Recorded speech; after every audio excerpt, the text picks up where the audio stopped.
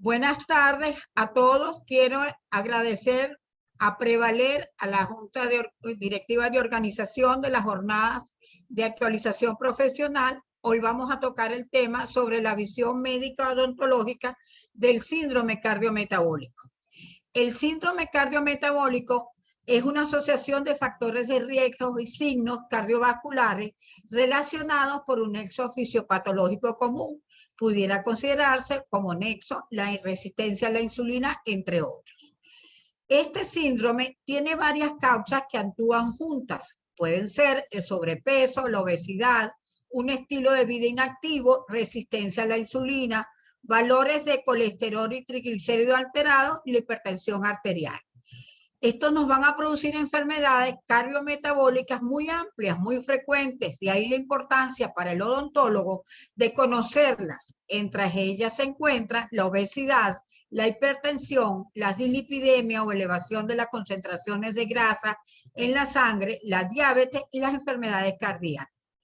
Nuestros pacientes son factores determinantes: la edad, la inflamación, el dolor, la dieta no saludable, mala higiene bucal, diabetes, las enfermedades cardiovasculares, el exceso de peso, resistencia a la insulina, hábitos, sedentarismo, hipertensión o alteración en el metabolismo de los lípidos.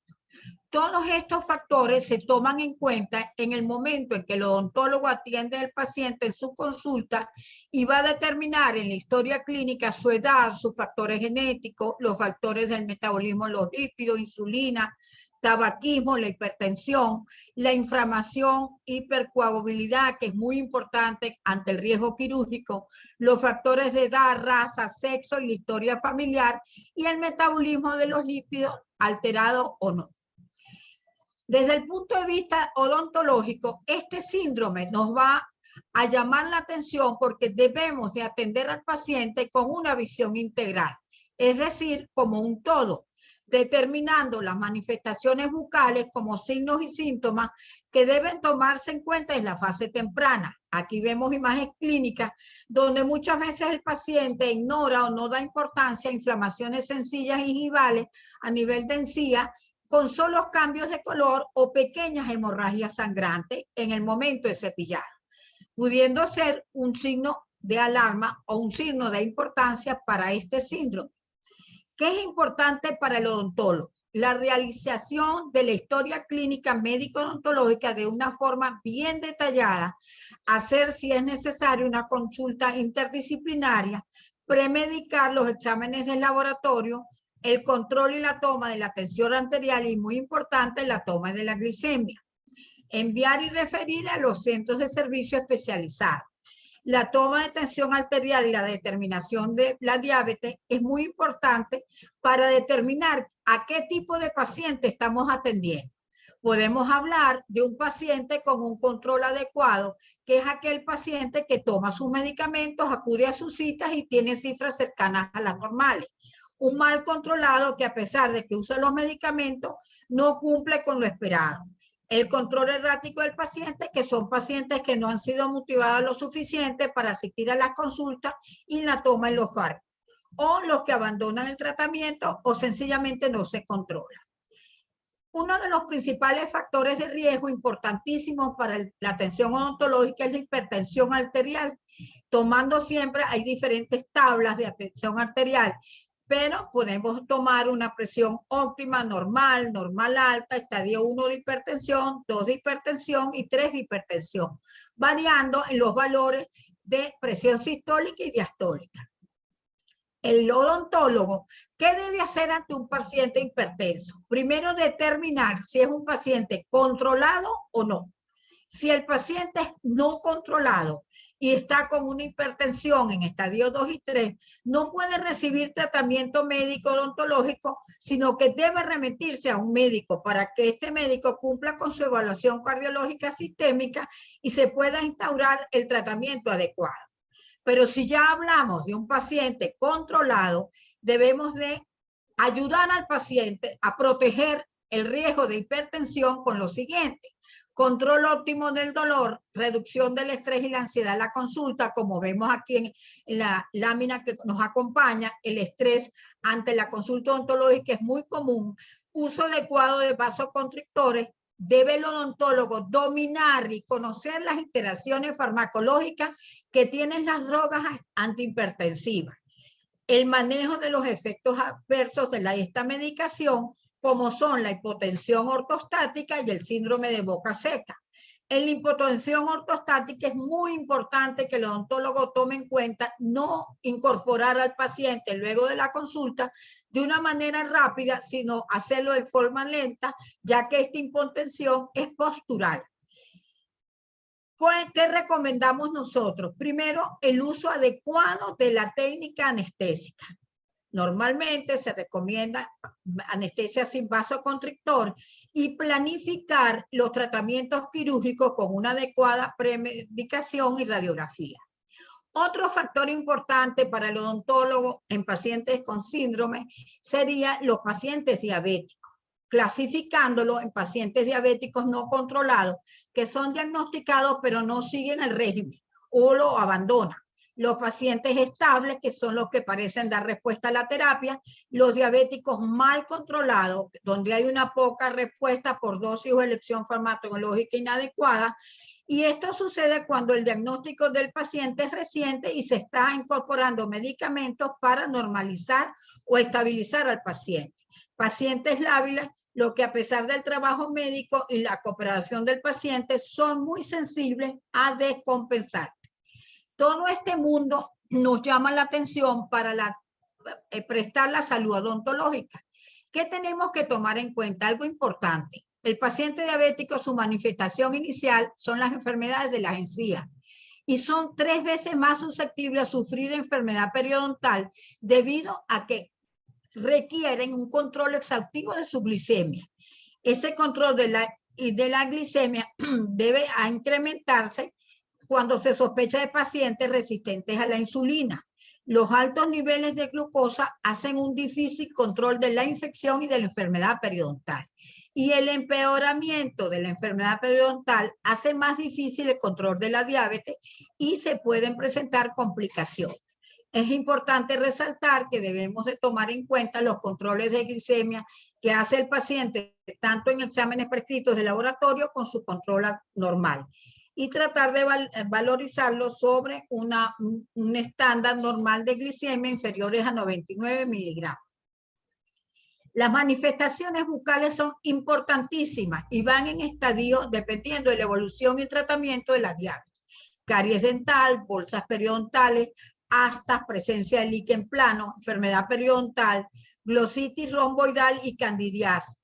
Entre las más frecuentes, como vemos aquí en nuestra imagen clínica, está la estomatitis astosa, que muchas veces se complica con la inflamación de las encías, y dentro de esa estomatitis astosa es muy frecuente la úlcero necrotizante. También es frecuente observar la falta de formación ósea a la hora de extracciones dentales y la presencia de abscesos periapicales. ¿Qué signos son característicos? Sangramiento de las encías, movilidad dentaria, pérdida prematura de dientes, mal aliento o halitosis, incluso un aliento característico cetónico, aumento de las caries en la unidad dentaria. Este aliento centrósico va unido al síndrome de boca seca, a pérdidas óseas de las tablas vestibular y palatina, como observamos en la imagen clínica, donde vemos un descubrimiento completo del cuello dentario y pérdida de la tabla ósea vestibular y palatina con descubrimiento y sensibilidad de la raíz y numerosa sintomatología en cuanto a el dolor y sensibilidad para la higiene bucal. Es importante resaltar que esta síndrome tiene también una complicación muy frecuente, que son las complicaciones postquirúrgicas por mala cicatrización y la presencia de la cerestomía, abscesos periodontales.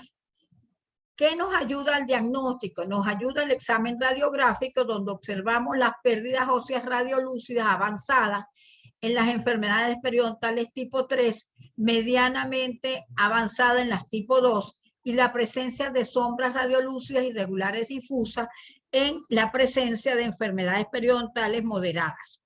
Todas estas enfermedades tienen un tratamiento efectivo desde que tomamos una primera radiografía periapical y nos llama la atención para un diagnóstico completo a través de la panorámica o el uso del TAC, o sea, la tomografía computarizada con imágenes detalladas de los huesos, y se lleva a cabo para evaluar las enfermedades periodontales, las enfermedades de las unidades dentarias y las estructuras óseas de la cara, cavidad nasal y los senos. Todas estas imágenes periodontales avanzadas tienen estadios iniciales.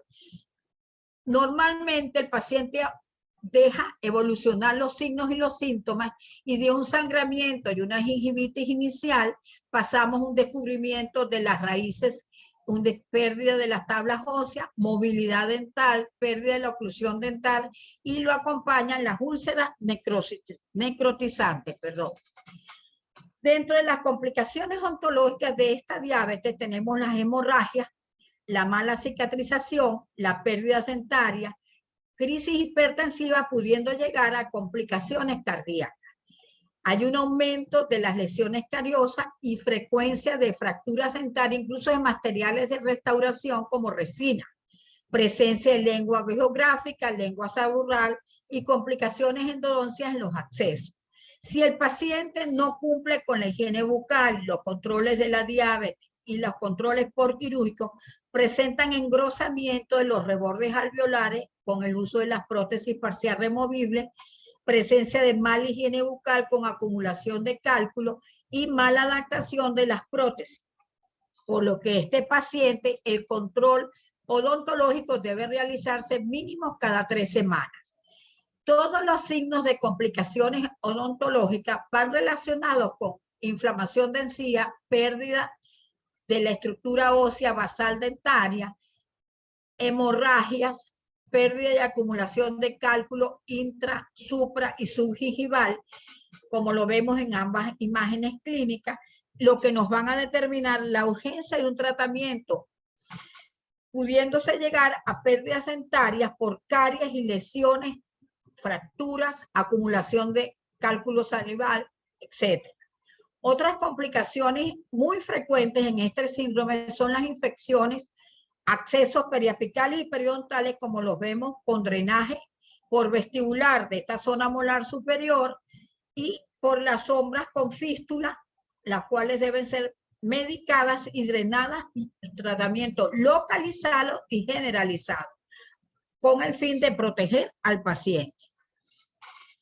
¿Cuáles son los criterios de prevención y control? Lo primero que sería cambiar el estilo de vida y adoptar una serie de hábitos sanos claves para perder el exceso de peso en los casos de obesidad, controlar la presión arterial, la hiperglicemia y tratar la resistencia a la insulina. Todo esto nos lleva a unos protocolos de control. ¿Cuáles serían? Desde el punto de vista de atención odontológica, el manejo adecuado de una técnica anestésica. Recordemos que en la técnica anestésica el odontólogo debe tener un manejo y una adaptación del paciente para la colocación e inyección de la anestesia con colaboración del paciente y evitar el ciclo de estrés.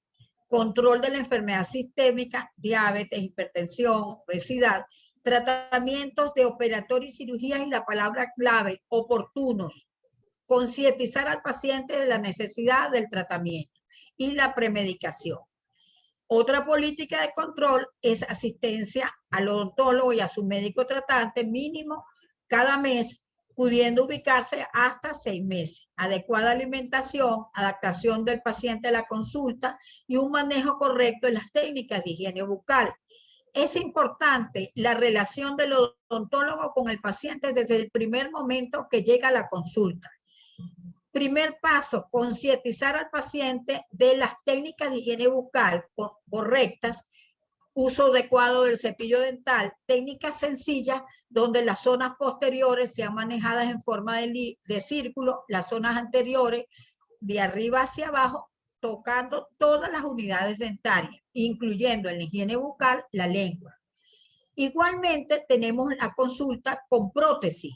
Es muy importante que el paciente tome conciencia por qué debe eliminar los residuos de alimentos de su prótesis y su factor microbiano contaminante.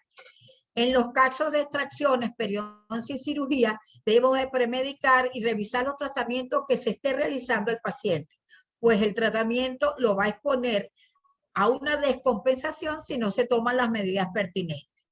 Es obligatorio la toma del manejo interdisciplinario médico y con el laboratorio.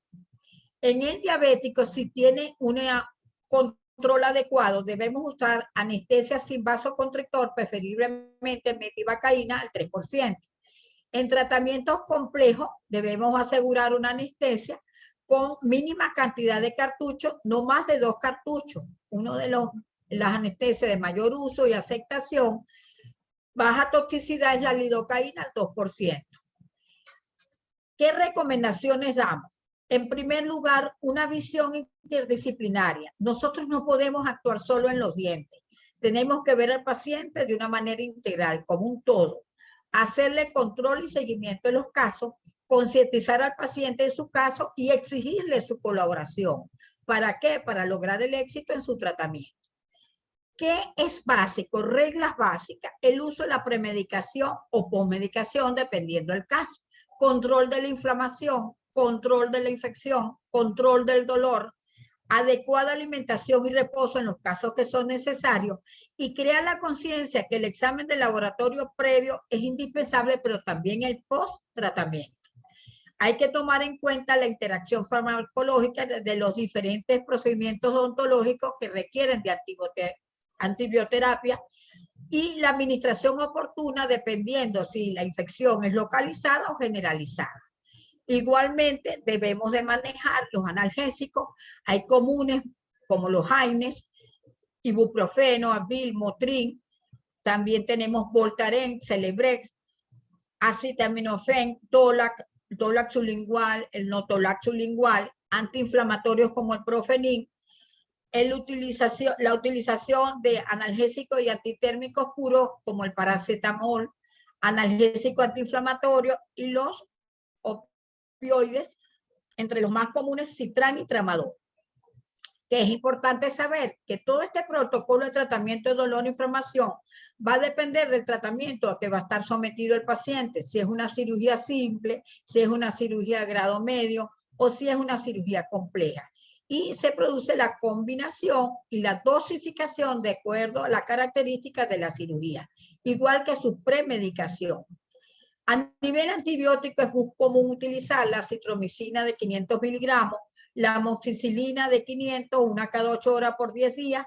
Y lo más importante no es solo el antibiótico, hay que eliminar la placa bacteriana calcificada, alisar la raíz y eliminar los depósitos que puedan generar nuevas contaminaciones. Muy importante en la persona hipertensa, diabética o que pertenece a los factores de riesgo del síndrome. La clindamicina es el antibiótico de elección en los casos de alergia a la penicilina. O también podemos trabajar con la derivación hospitalaria. O sea, ¿qué es esta derivación hospitalaria? Cuando ya hay unos signos y síntomas progresivos de infección a espacios faríneos, celulitis, presencia de flemón rápidamente progresivo, afectación del estado general con fiebre, trismos extensos o dificultad de apertura de la boca, midiendo la distancia interincisiva entre los incisivos del maxilar superior e inferior, mínimo 10 milímetros, que garanticen la masticación, la deglución correcta. Cuando se presenta dificultad respiratoria, deglutoria o fonatoria.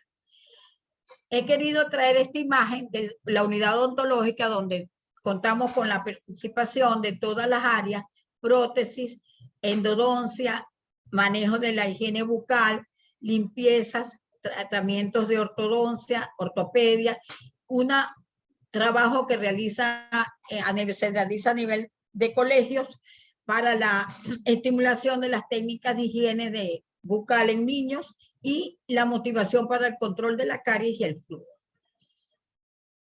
Es importante destacar que el síndrome cardiometabólico debe ser aplicado a pacientes con control de su enfermedad sistémica, de su enfermedad basal, para poder distribuir cuál es el plan de tratamiento dependiendo de su necesidad odontológica, pero mantener al paciente compensado, estable.